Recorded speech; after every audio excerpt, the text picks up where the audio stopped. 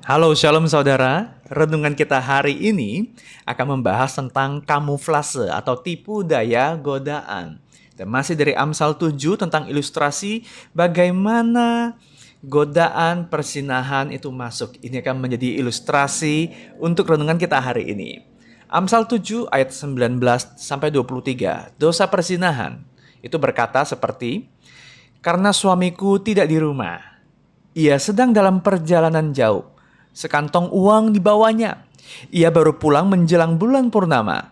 Maka tiba-tiba orang muda itu mengikuti dia seperti lembu yang dibawa ke pejagalan.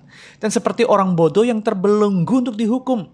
Sampai anak panah menembus hatinya.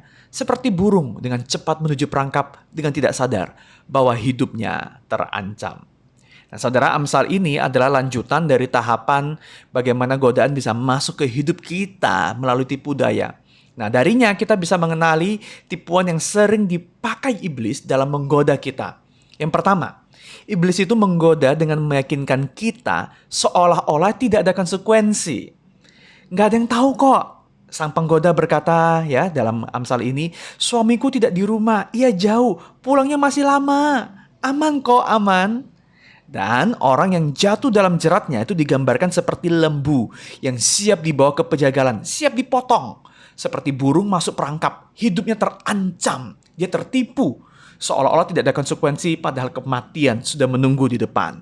Yang kedua saudara, setan itu menggoda dengan meyakinkan bahwa kita itu selalu bisa bertobat nanti.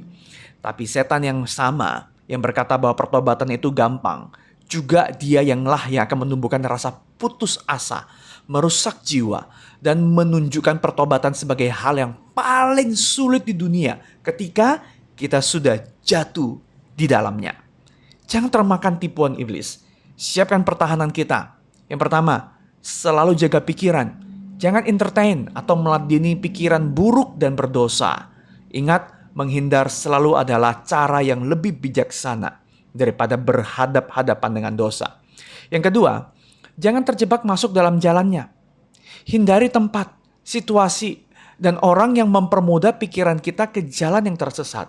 Firman Tuhan juga berkata bahwa pergaulan yang buruk merusakkan kebiasaan yang baik. Ya.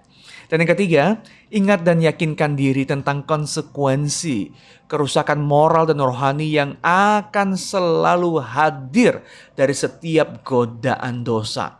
Ingat bahwa dosalah yang membawa Yesus ke salib. Ia mati, ia kehilangan segalanya untuk membebaskan kita dari dosa itu.